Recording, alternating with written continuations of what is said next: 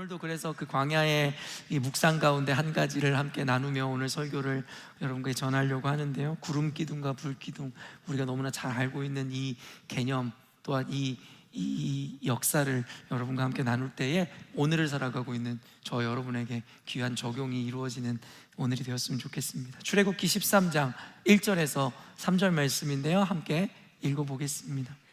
여호와께서 모세에게 일러 이르시되 이스라엘 자손 중에서 사람이나 짐승을 막론하고 태에서 처음 난 모든 것은 다 거룩히 구별하여 내게 돌리라. 이는 내 것이니라 하시니라. 모세가 백성에게 이르되 너희는 애굽 곧 종되었던 집에서 나온 그날을 기념하여 유교병을 먹지 말라. 여호와께서 그 손의 권능으로 너희를 그곳에서 인도해 내셨음이니라.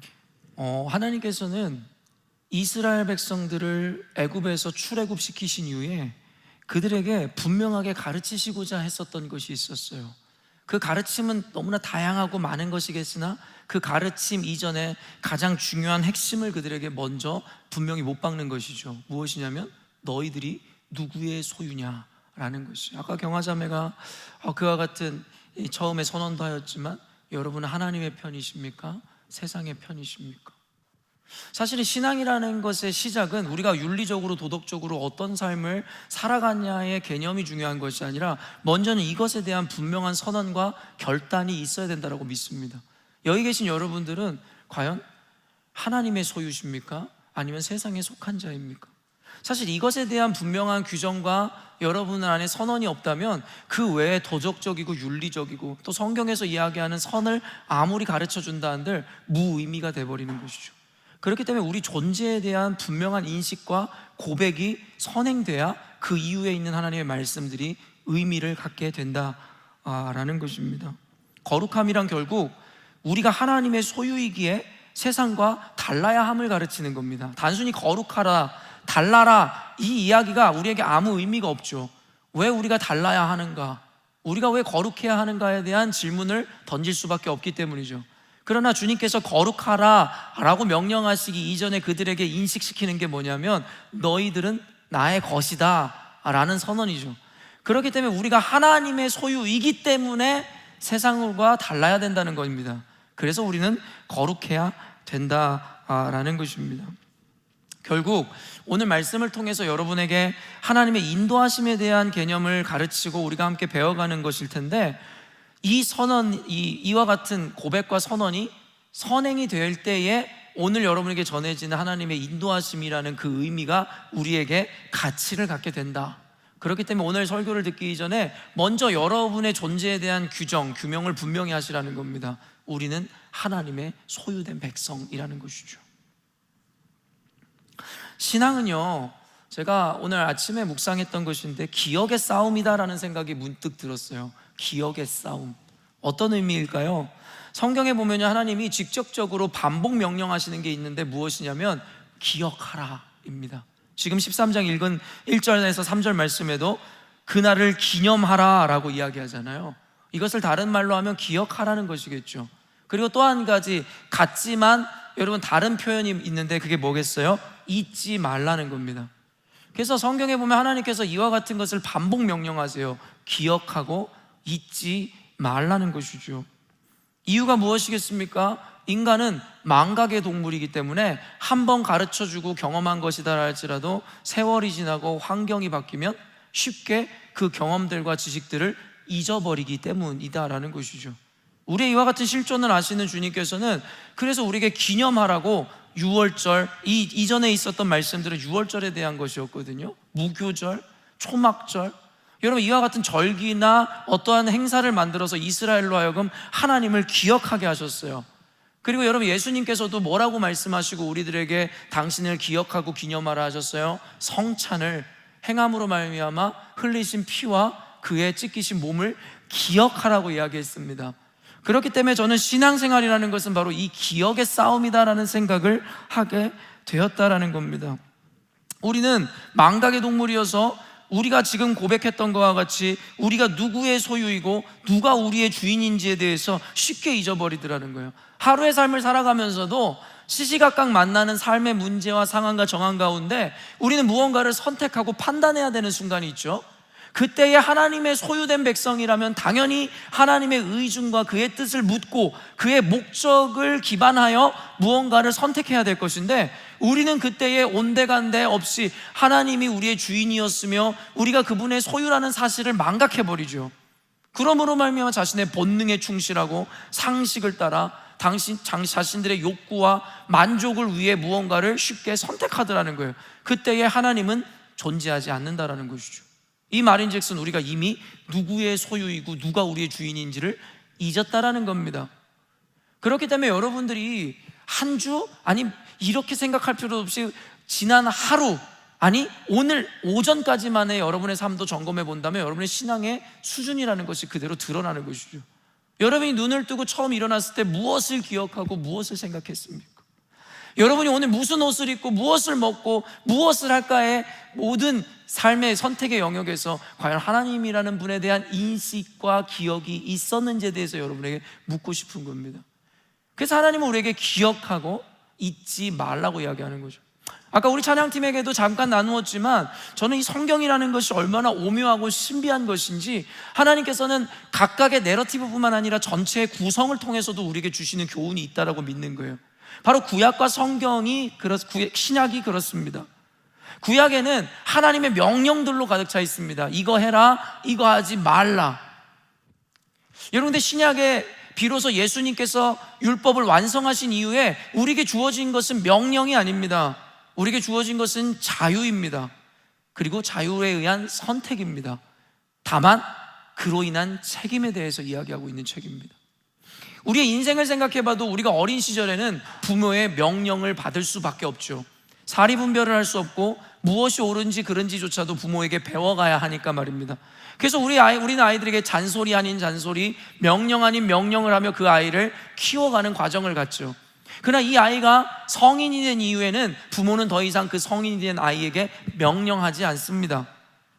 존중합니다. 그리고 성인이 된 그 아이는 결국에는 부모로부터 명령은 받지 않지만 이제는 자기가 자유롭게 선택한 것에 대한 책임을 배워가게 되는 것이죠. 그래서 성경은 이와 같은 인간사의 어떻게 보면 시간의 흐름을 따라 하나님을 잘 알지 못했었던 이스라엘에게 하나님의 명령을 통해 하나님 당신을 가르쳐 주시죠.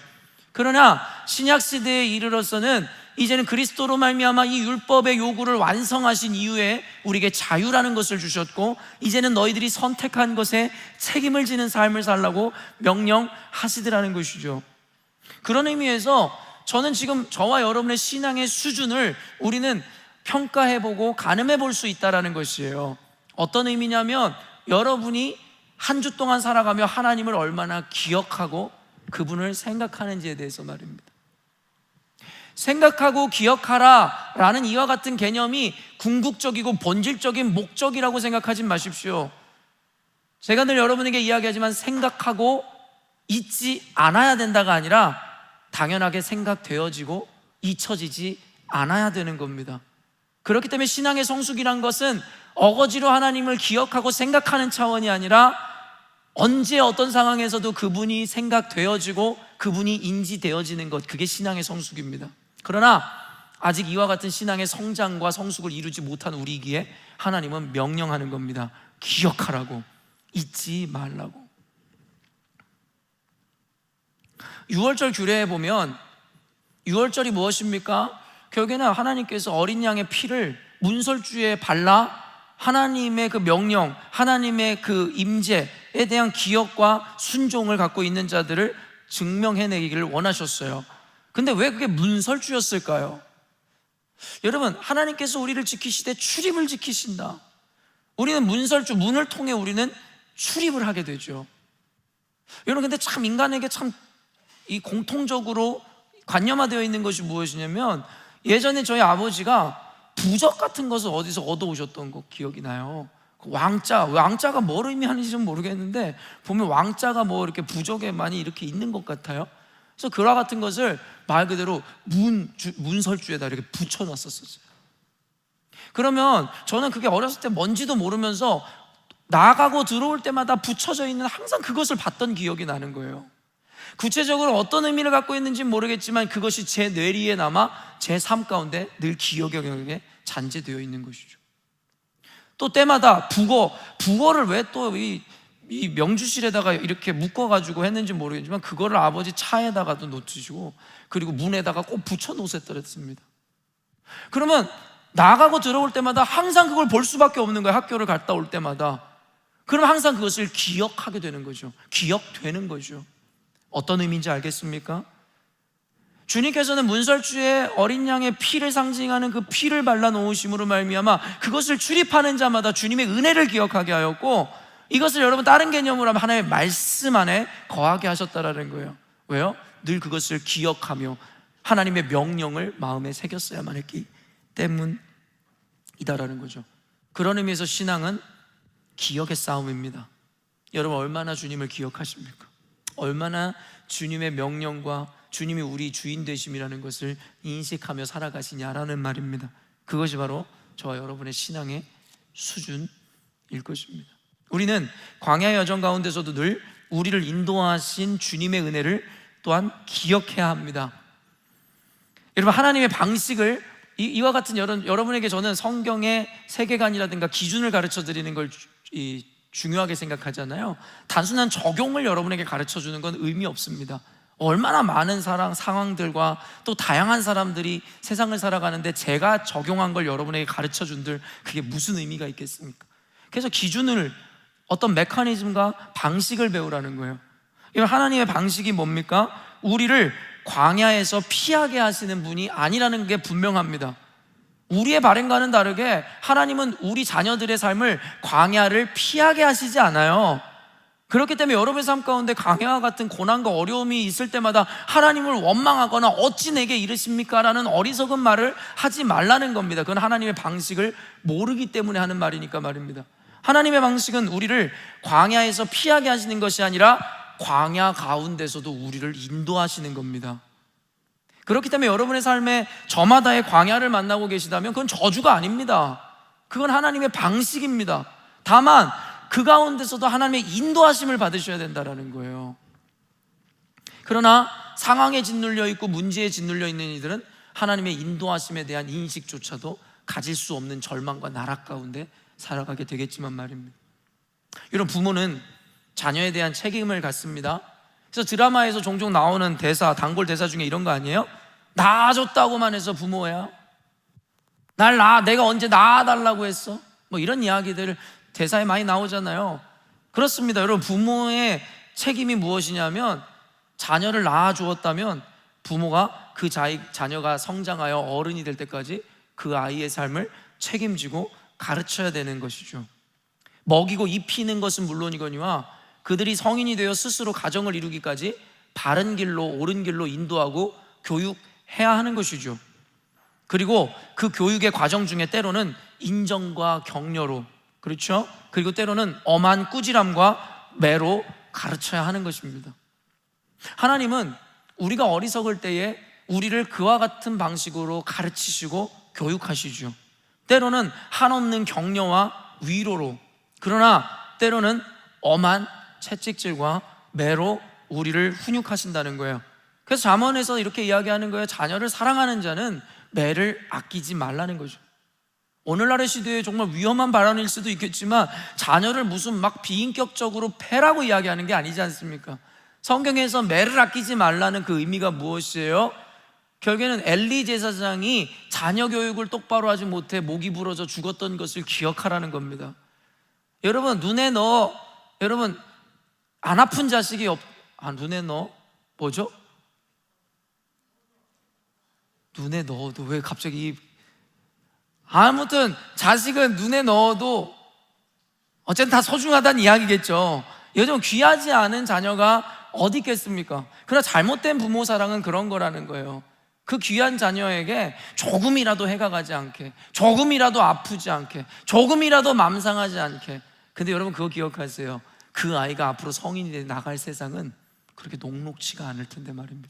그런 과보 가운데 자란 아이들이 과연 성공한 삶을 살 수 있겠습니까? 온전한 인간관계를 할 수 있겠습니까? 그래서 불가피하게 매를 들어서라도 아이를 아프게 하고 훈육해야 된다는 겁니다. 아닌 건 아니라고 가르쳐야 되죠. 근데 오늘날의 부모들이 그 균형을 전혀 이해하지 못하는 것 같아 안타깝습니다. 하나님은 우리를 창조하시고 우리를 방치하지 않으셨어요. 근데 참 재밌게도 어떤 유신론자 집단들은 신이라는 존재를 인정하거든요. 그런데요, 그들이 인식하는 그 신은 인간을 창조한 것은 사실이지만 인간의 삶에 전혀 개입하지 않으며 고로 그들의 삶을 책임지지 않는다라고 믿는 유신론자 집단들이 있습니다. 근데 때로는 말이 유신론자와 그들과 같은 집단이지 하나님을 믿는다고 하는 우리들도 그들과 같은 입장을 취할 때가 있죠. 하나님 우리의 삶을 방치하지 않으십니다. 믿으십니까? 우리의 삶을 책임지신다고요. 그래서 우리의 참 부모라고 이야기하는 겁니다. 그러나 자신들이 삶을 살아갈 때는 이와 같은 지식과 다르게 하나님께서 우리를 책임지시고 인도하신다라는 생각을 하지 않죠. 그렇기 때문에 불안한 겁니다. 그렇기 때문에 조바심이 나고 그렇기 때문에 두려운 것이겠죠. 그러니까 여러분, 제가 늘 여러분에게 강조하듯이 아는 것이 아는 게 아닙니다. 여러분이 믿는다고 이야기하는 것이 진정한 믿음이 아닙니다. 삶으로 증명해내지 못하는 알미라는 것은, 지식이라는 것은, 믿음이라는 것은 거짓이고, 정말 과격하게 이야기하면 성경의 표현을 빌려 말하자면 가증스러운 겁니다. 차라리 믿지 않으면 믿지 않는다 이야기하는 게 좋습니다. 그래야 전해주고 가르쳐줄 게 아닙니까? 그런데 믿지도 않으면서 알지도 못하면서 아는 척을 하고 믿는다고 이야기하는 사람에게 무엇을 전하고 가르쳐줄 수 있겠습니까? 그렇기 때문에 먼저 자기 주제를 파악하고 인정하는 게 중요합니다. 그래서 수천 년 전에 소크라테스가 너 자신을 알라는 명언을 남겼던 겁니다. 인간 실존이 자기를 알지 못하기 때문입니다. 자기 믿음이 어떤지도 모르기 때문입니다. 그러다 보니 성장할 하나의 동기도 얻지 못하는 겁니다. 누가 봐도 온전치 못한 삶을 살아가면서 자기 자신만 온전한 믿음으로 살아간다는 착각 가운데 있는 그에게 누가 가르칠 수 있겠습니까? 배울 생각이 없는데 말입니다. 그러나 여러분의 인정과 관계없이 하나님은 우리의 창조주시며 당신이 지으신 것에 대하여 하나님은 개입하시고 섭리하심으로 책임지십니다. 그게 우리의 믿음입니다. 그게 바로 주권과 섭리를, 그리고 하나님의 철저한 주관하심을 믿는 우리들의 믿음의 자세인 것이죠. 애굽의 노예로 전락해버린 이스라엘을 하나님은 외면하지 않으셨습니다. 그래서 그들의 부르짖음에 응답하심으로 그들을 출애굽시키신 거잖아요. 또한 그들이 단순히 그들을 구원하시는 것에서 그치는 것이 아니라 그들 안에 남아있을, 잔재해 있을 우상들과 애굽의 습관들을 모두 파괴하길 원하셨어요. 그래서 불가피하게 10가지 재앙을 그들에게 허락하셨습니다 라고 여러분들에게 강해해 드렸습니다. 그래서 이 10가지 재앙을 통해 하나님만이 유일한 하나님이시며 애굽이 섬기는 그 우상들과 신들은 모두 거짓임에 대해서 분명하게 선언하셨고, 나일강을 피로 물들이심으로 말미암아 생명의 주관자가 누군지에 대하여 분명히 가르치셨으며, 마지막에 장자의 죽음에 이르기까지 우리에게 우상 삼은 그 자녀들마저도 하나님보다 귀한 가치일 수가 없다라는 것에 대해서 우리들에게 분명히 개념화해 주시더라는 것이죠. 그리고 그렇게 출애굽시키신 이후에도 하나님의 교육은 끝나지 않아 이스라엘을 결국에는 광야의 학교에 입학시키게 되더라는 것이죠. 우리가 잘 알고 있듯이 이스라엘은 출애굽 이후에 그들의 종착지였던 젖과 꿀이 흐르는 가나안 땅까지 여러분 입성하는데 40년이라는 세월이 걸렸습니다. 긴 세월이죠. 그러나 우리가 지오그래피상으로 여러분 알고 있듯이 그곳까지 가는 길은 고작 열흘 남짓이면 도착할 수 있는 길이었다는 것을 우리는 숱하게 들어왔습니다. 열흘이면 갈 수 있는 그 목적지까지 40년이나 돌고 돌았던 것이죠. 말 그대로 돌고 돌아 뺑뺑이를 돌았던 겁니다.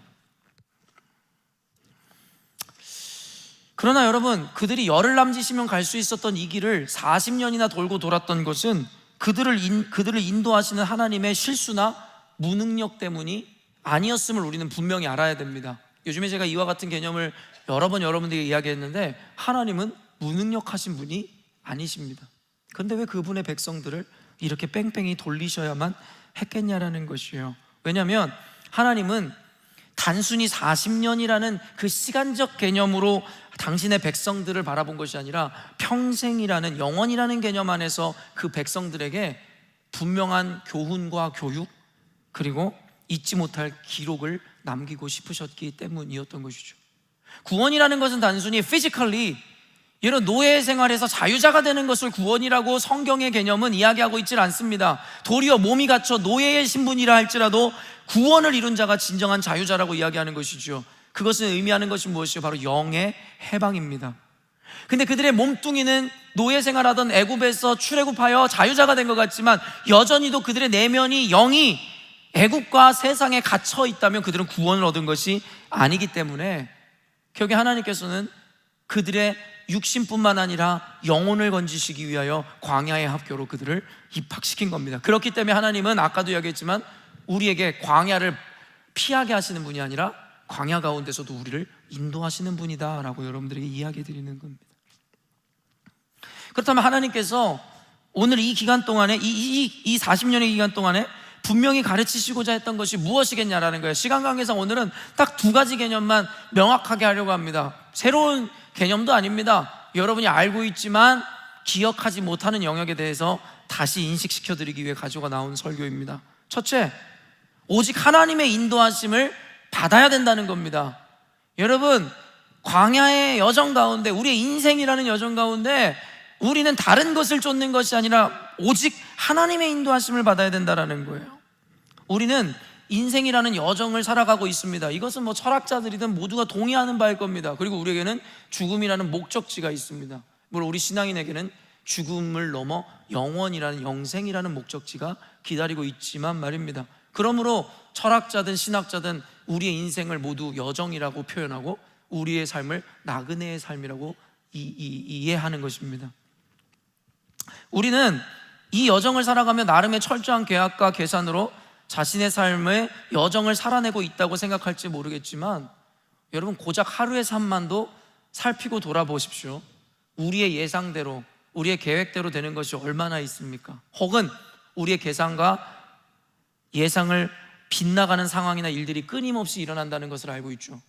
그러니까 우리의 계획과 계산으로 인생을 살아간다라고 생각하는 것만큼 어리석은 사고를 가진 존재도 없다라는 것을 여기서 발견해야 됩니다. 여러분이 미래를 계획하고 계산한다 한들 그대로 될 거라고 생각합니까? 누가 코로나가 전 세계를 강타할 줄 알았으며, 누가 여러분 이와 같은 전쟁이 시작되어 여러분 다시금 냉전 시대가 도래할 줄 알았습니까? 누가 여러분 그로 말미암아 방산주가 이렇게 여러분 이렇게 올라갈지 누가 알았습니까? 그걸 알았더라면 누가 가난하게 살겠습니까? 사랑하는 성도 여러분, 여러분의 계획과 계산대로 되어진 인생이 있다면 그것이야말로 기적인 겁니다. 말 그대로 우리의 계획과 계산대로 되는 인생은 여러분 없다라고 규정할 수 있다라는 겁니다. 그렇게 우리는 먼 미래를 예측하고 예상하여 그때를 준비하고 산다는 말이 얼마나 어리석은지를 깨달아야 합니다. 그래서 주님은 미래를 뭐라고 말씀하시는 게 아니라 오늘을 살아가라고 말씀하시는 것이죠. 그러다 보니 계획하고 준비해도, 그리고 모아두고 쌓아두어도 불안감이 쉽게 사라지지 않는 거예요. 여러분 통장에 얼마 있으세요? 저는 통장에 진짜 돈이 없거든요. 여러분 얼마 있으세요? 제가 볼 때는 여기 계신 분들은 저보다는 통장에 돈이 더 많으신 분들일 거라고 저는 생각합니다. 얼마나 많으신지는 모르겠지만 여러분 평안하십니까? 만족하십니까? 제가 언젠가도 어떤 예를 들었지만 어떤 분의 통장에는, 제 상식에는 여러분 상상할 수 없는 금액이 그분의 어카운트에 들어있었는데 그분은 항상 두려운 거예요. 항상 고민하는 거예요. 이제 이걸 가지고 내 딸 대학 보내고 시집 보내면 얼마 남지 않을 텐데, 그 딸이 고작 이제 중학생인데 말입니다. 오지도 않은 미래에 대해서 어떤 누군가와는 상대적으로 많은 재산을 이미 갖고 있음에도 항상 불안한 거죠. 왜요? 예측 불가하고 어떻게 될지 모르는 미래를 살아가기에 두려움에 빠져버리는 것입니다. 급기야 우리는 어디로 가야 할지, 또한 무엇을 해야 할지 몰라 패닉에 빠지기도 하죠. 저는요, 운전을 배우고 시작할 때부터 너무 감사하게도 내비게이션이라는 것이 출시가 되어서 운전하면서부터 내비게이션을 제일 먼저 구매했던 것 같아요. 여러분, 운전 실력도 서툴어서 운전대를 잡는 것 자체가 두려운데 모르는 길을 찾아간다면 여러분, 그 운전하는 그 순간이 얼마나 두렵고 무섭겠습니까? 특별히 익숙하지도 않는 길을 찾아간다는 것 자체가 두려움 자체였습니다. 옛날에 호주의 퍼스에 제가 20년 전에 갔을 때, 그때 당시만 해도 호주의 내비게이션이 아직 상용화되어 있지 않았을 때였어요. 별로 사람들이 안 사고 지도책을 피는 거예요. 한국은 테크놀로지가 조금 빠르잖아요. 이미 내비게이션으로 운전하던 습관을 갖고 있었던 저였는데, 호주에 왔더니 사람들이 어디 초대를 받으면 먼저 지도부터 피는 거예요. 거기에 동그라미를 치고, 그리고 그 지도를 이렇게 연결해가지고 그 길을 막 찾아가는 거예요. 여러분, 경험하신 분들 여기도 꽤 계시잖아요. 근데 길치인 저는 그게 너무나 희한하게 여겨졌기도 했지만 두려운 거예요. 나는 지도를 저걸 어떻게 해야 될지 모르겠는데. 근데 텀텀이라는 회사에서 내비게이션이 출시가 되어서 저는 그 내비게이션을 바로 사고 호주에서도 운전을 시작했죠. 얼마나 편한지 모릅니다. 그런데도 내가 주변에 있는 집사님들한테 내비게이션이 너무 편해요 해도, 여러분, 너무 놀라운 건 뭔지 아세요? 사지를 않아요. 내비게이션이 그때 제 기억에 150불인가 그랬습니다. 작은 돈은 아닌데요, 운전을 매일 하잖아요. 근데 저는 여기서도 깨닫는 거예요. 아무리 좋은 것을 제시하여도 습관에 젖어 있으면 좋은 것을 선뜻 집어들지 않는다라는 거예요. 그 집사님들은 계속 지도를 찾아 목적지를 찾았던 분들이었고, 저는 처음부터 내비게이션을 의지하면서 그분들보다 훨씬 효율적으로 길을 찾았더랬습니다. 한국에 들어와서도 내비게이션이라는 존재가 얼마나 감사했는지 몰라요. 저를 모든 두려움에서 건지기에 충분한 존재였거든요. 처음 가는 초행길도, 어디로 가야 될지 모르는 방황하는 저에게도 길을 제시하는 한 줄기 빛과 같은 내비게이션. 여러분, 그리고 화도 안 내요. 운전할 때 남편한테 배우거나 남편이 길 가르쳐주면 맨날 화내잖아요. 내비게이션은요, 화도 안 내고 얼마나 친절한지 몰라요. 심지어는 말도 안 듣고 자기가 잘난 체 하면서 다른 길로 막 가도 경로를 이탈하셨습니다. 얼마나 친절해요. 거기다 선호에 따라 남자 여자도 선택할 수 있고. 여러분, 심지어는 요즘에는 교통 상황이나 유료 도로까지 고려해서 가장 효율적인 길을 찾아주는 게 내비게이션이더라고요. 그래서 저는 철저하게 내비게이션을 의지합니다. 처음부터 내비게이션으로 운전했거든요. 근데 가끔가다 우리 아버지를 태우고 가거나 가끔가다 오랜 운전 경력 있는 분들이 있으면 옆에서 맨날 음모론을 제기해요. 어떤 음모론이겠어요? 저 내비게이션은 우리를 잘못된 길로 인도하고 있다고, 우리를 더 돌아가게 만든다고. 그런데 저는 상식적으로 생각할 때 그분의 경험도 존중하지만 위성을 통해서 교통량이라든가 여러분 이런 속도 같은 걸 다 감안해서 계산한, 저는 그게 더 맞는 길이라고 생각하거든요. 저는 지금 여러분에게 내비게이션 팔려고 지금 하는 게 아니라요, 저는 그러면서 그냥 하나님을 묵상한 적이 있었더랬어요. 하나님은 맨날 제 갈 길로, 우리는 다 양 같아서 제 갈 길로 가고 하나님이 길대로 가지도 않잖아요. 근데 하나님은 우리를 기다려 주시는 거예요. 항상 친절하게 돌아올 때까지 우리에게 또 다른 길을 내시고, 우리가 또 다른 길로 가면 또 다른 길을 내시고, 내비게이션처럼 늘 길을 찾아주셔서 우리를 인도하시고. 다만 우리가 그 내비게이션 되시는 하나님을 의지하면 두려움이 없을 텐데, 우리는 자신의 경험과 지식과 습관에 젖어서 아무리 좋은 테크놀로지가 있어도, 아무리 오르신 분이 우리들에게 길을 가르쳐 주셔도 들을 생각이 없다라는 것이죠. 영적 꼰대가 되어 하나님의 말씀을 따르기보다는 자기의 경험과 지식과 자기가 갖고 있는 가치관을 따라 살아가야되라는 것이죠. 그러다 보니까 우리가 하나님을 의지 못하는 겁니다. 하나님을 인도자로 삼지 않는 거죠. 그러니까 세상이 주는 두려움과 불확실성이 주는 그와 같은 고통을 스스로가 다 짊어지고 살아가는 겁니다. 예수 믿으면 자유하고 예수 믿으면 샬롬이 임한다고 하는데, 오늘날의 신앙인들의 삶에 샬롬과 자유는 없어 보여서 안타깝습니다. 그럼 내가 만난 예수님과 그들이 만난 예수님은 다르다는 말입니까? 아니, 성경이 거짓말을 하고 있단 말입니까? 예수 믿으면 모두가 샬롬이고 예수 믿으면 모두가 평안하다고 이야기하고 자유하다 이야기하는데, 왜 같은 예수를 믿는데 어떤 누구의 삶은 두려움과 좌절과 실망과 원망과 걱정, 근심이 가득하냔 말입니다. 그리고 여기서 대전제를 여러분이 이미 세우셨다면 진단은 쉽죠? 과연 성경이 거짓말을 하고 있습니까? 여러분이 느끼는 감정이 거짓이겠습니까? 답은 너무나 쉽습니다.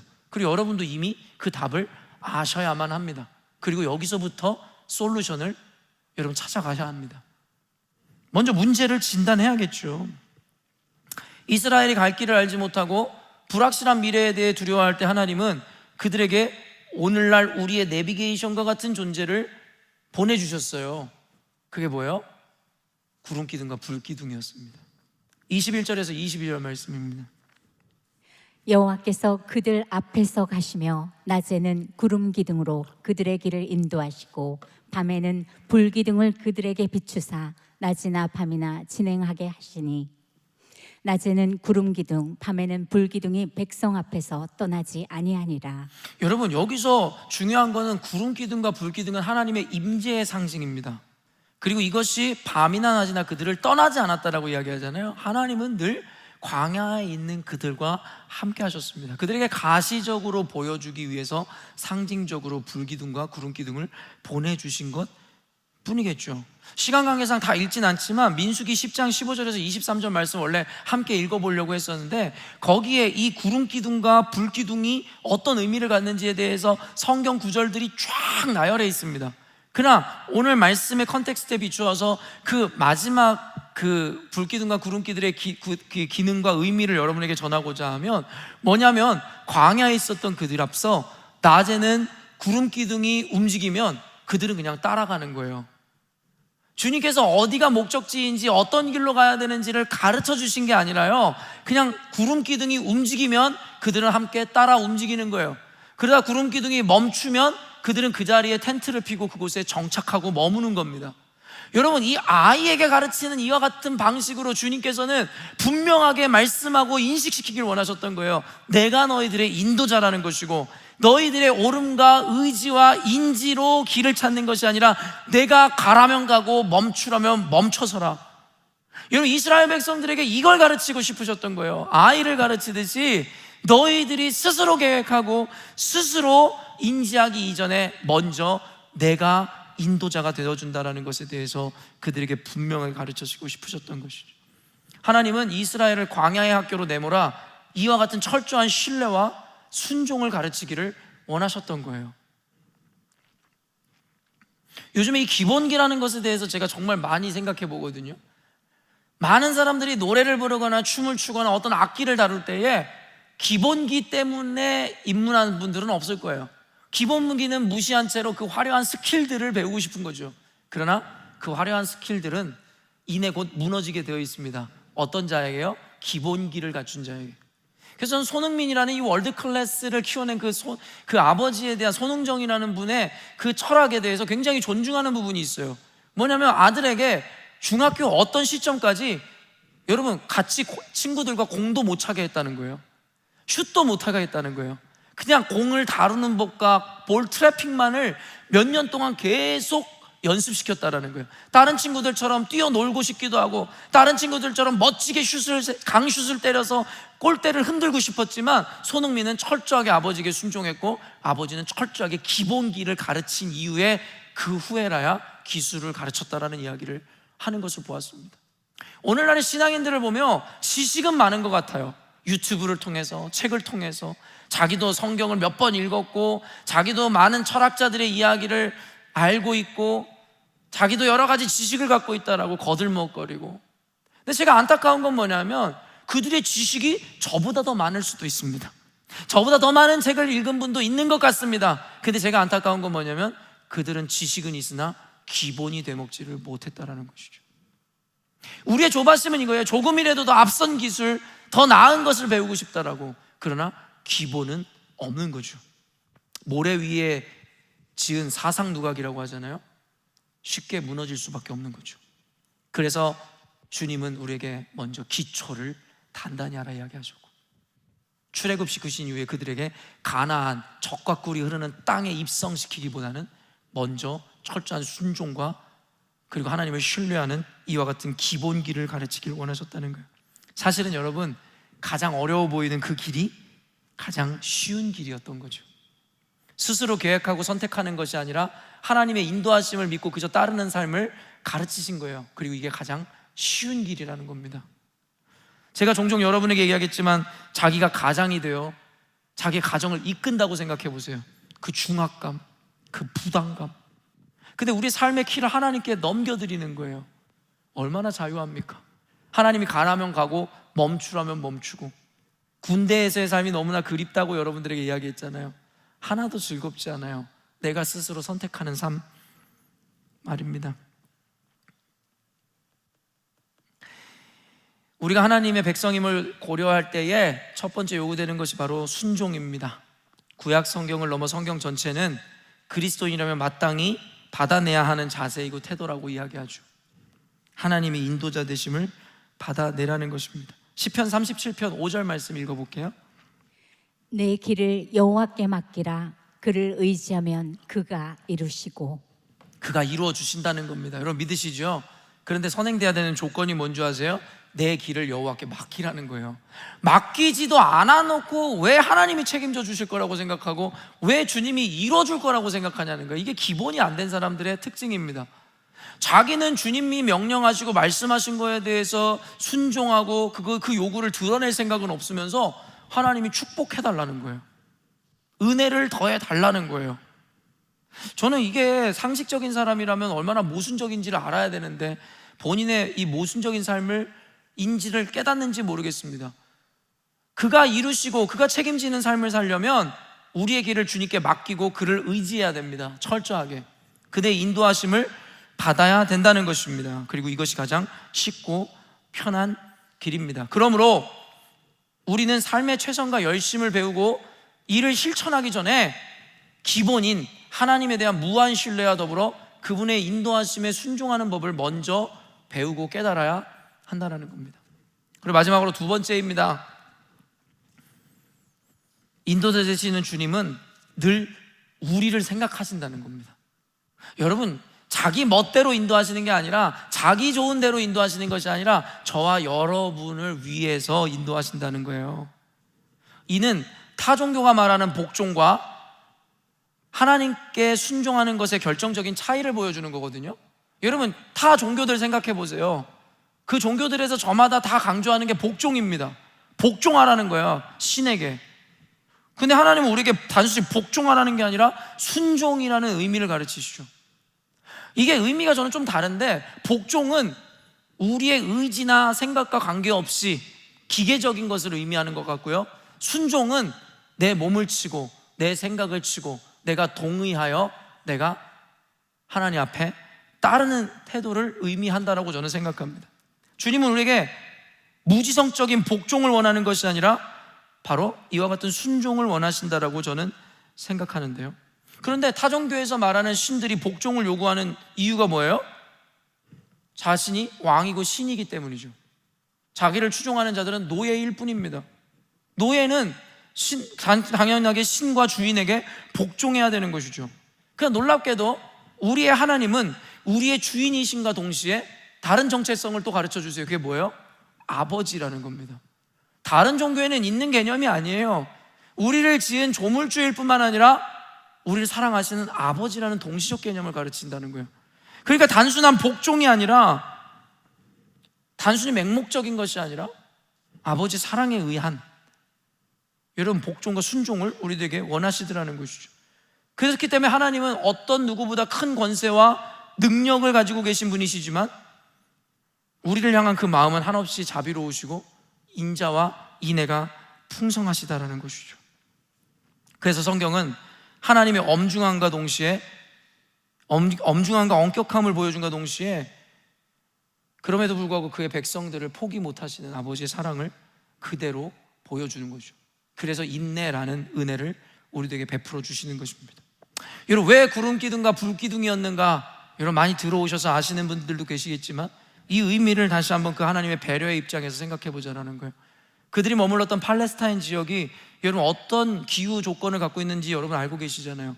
낮에는 30도를 여름철에 웃돌고 40도에 가까운 타는 듯한 더위와 그 드라이함으로, 거기다가 여러분 거기는 그늘도 없잖아요. 광야에 그늘이 어디 있습니까?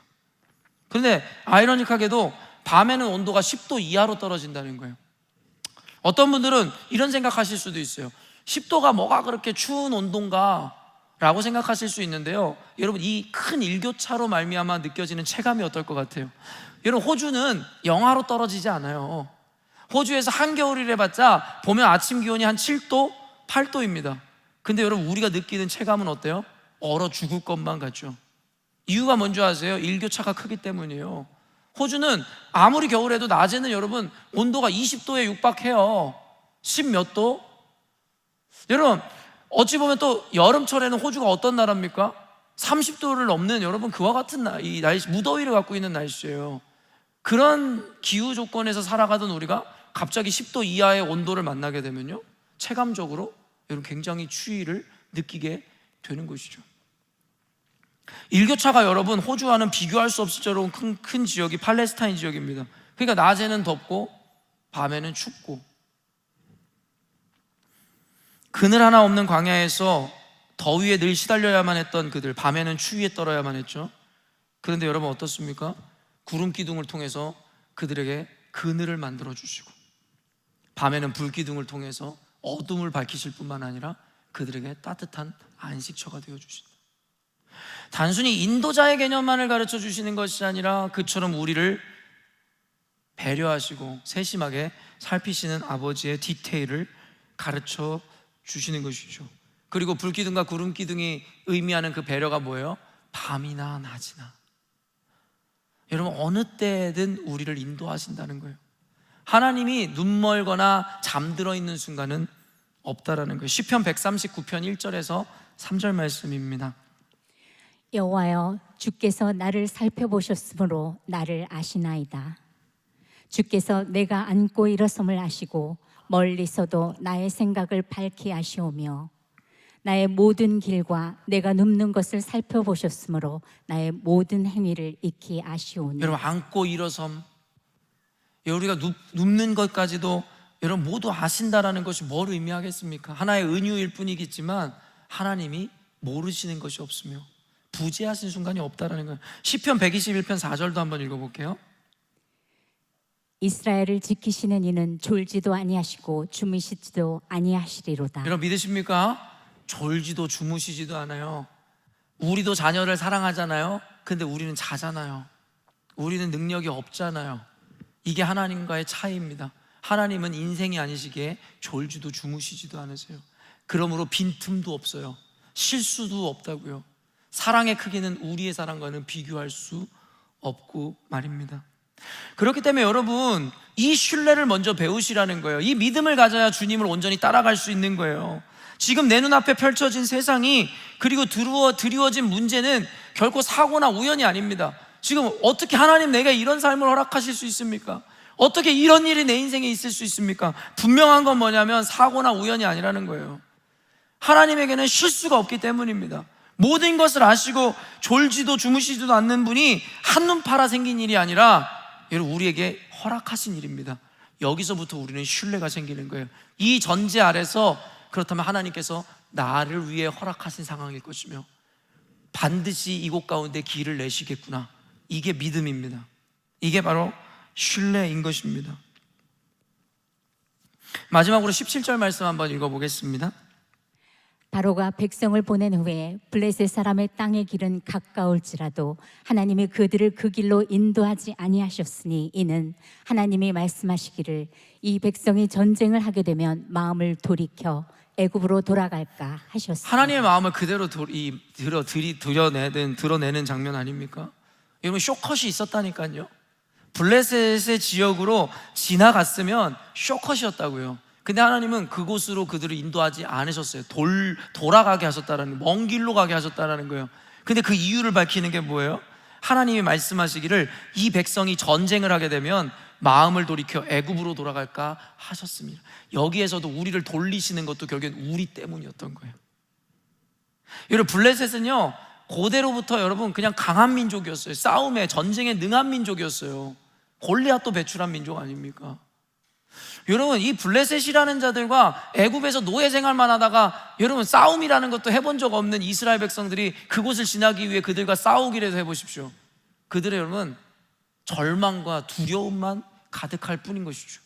그러다 보면 어떤 생각하겠어요? 그렇게 살려달라고 외쳤던 애굽으로 우리를 당장 돌아가게 해달라고. 그 말인즉슨 뭐예요? 하나님을 떠나겠노라고. 왜 아니겠습니까? 일에서 실족한 분들 많잖아요. 멋지게 믿음으로 도전해놓고, 그리고 세상에 나아가 살아가다 보니 녹록치 않아서 하나님 어떻게 나를 이렇게 방치하실 수 있습니까? 그래서 그 삶을 이겨내지 못하고 어떻게 해요? 도망하고, 도망침으로 말미암아 실족하고.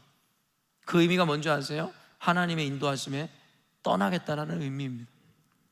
자기의 계획과 지식과 상식을 따르겠다라는 것이죠. 하나님께서 여러분 우리에게 고통을 주시고 우리의 길을 우리 생각과 다르게 돌아가게 하시는 이유는 도리어 우리를 놓을 수 없고 버릴 수 없는 아버지의 사랑 때문인 겁니다. 여러분을 광야로 이끌어 가시고 쇼컷을 포기하게 하시는 이유는 여러분을 사랑하시기 때문이고, 그 사랑 이전에 그분은 모든 것을 알고 계시기 때문입니다. 우리의 연약함도, 우리의 어리석음도, 그리고 우리가 앞으로 가야 하는 길도 말입니다. 그리고 그분은 늘 가장 좋은 길로, 바른 길로 궁극적으로 인도하시죠. 시편 23편 말씀 제가 여러분들에게 암송해 드리면요, 여호와는 나의 목자시니 내게 부족함이 없으리로다. 그가 나를 푸른 풀밭에 누이시며 쉴 만한 물가로 인도하시는도다. 내 영혼을 소생시키시고 자기 이름을 위하여 의의 길로 인도하시는도다. 내가 사망의 음침한 골짜기로 다닐지라도 해를 두려워하지 않을 것은 주께서 나와 함께 하심이라. 주의 지팡이와 막대기가 나를 안위하시나이다. 다윗의 삶 가운데 아무런 고통이 없어서 이런 고백을 합니까? 아니죠. 고통이 아닌 것이고 두려움이 아닌 것입니다. 왜요? 그 환경이 나를 해할 수 없으며 음침한 골짜기를 다닐지라도 주님께서 나의 지팡이가 되어 나의 앞길을 인도해 주심을 믿었기 때문입니다. 결론을 맺습니다. 오늘날 우리에게 구름기둥과 불기둥이 있습니다. 그게 무엇일까요? 바로 하나님의 말씀입니다. 하나님의 말씀이 우리에게 있음으로 말미암아 불기둥과 구름기둥같이 우리를 인도하여 주고, 때로는 절망 가운데 있는 우리들에게 위로가 되어 주시고 우리가 쉬어갈 수 있게 하시며, 우리로 하여금 늘 그분의 임재를 기억하고 그분의 임재를 느낄 수 있게 하는 것, 그게 바로 말씀입니다. 그래서 시편 119편 105절 말씀에 주의 말씀은 내 발의 등이요 내 길의 빛이니이다. 하나님의 말씀이 오늘도 우리의 구름기둥이 되고 불기둥이 되어주어 우리를 보호하시고 우리를 인도하심으로 말미암아 불확실한 미래와 이 어두운 세상 가운데서도 우리를 능히 그곳으로, 하나님의 목적지로 향하게 하신다라는 겁니다. 사랑하는 열린문교회 성도 여러분, 오늘 말씀을 통해 여러분에게 실제적으로 적용하였길 원하였고, 오늘날에 여러분이 느끼는 마음과 그 상태를 살피길 원하였으며, 또한 눈에 보이는 불기둥과 구름기둥은 없을지언정 하나님께서 이 말씀을 통해 우리에게 그와 같은 은혜를 여전히도 베풀고 계심을 잊지 아니하심으로 말씀 안에서 위로를 찾고 말씀 안에서 안식을 누리며 말씀 안에서 해답과 길을 발견하시는 여러분 되었기를 원합니다. 또한 여러분의 계획과 실행력과 능력을 의지하기 전에 하나님의 말씀을 부여잡음으로 말미암아 여러분의 상식을 이기고 세상을 이김으로 말미암아 거룩한 구별된 백성으로 하나님의 인도하심만 따르는 저와 여러분 되시기를 주님의 이름으로 축원합니다. 기도하겠습니다.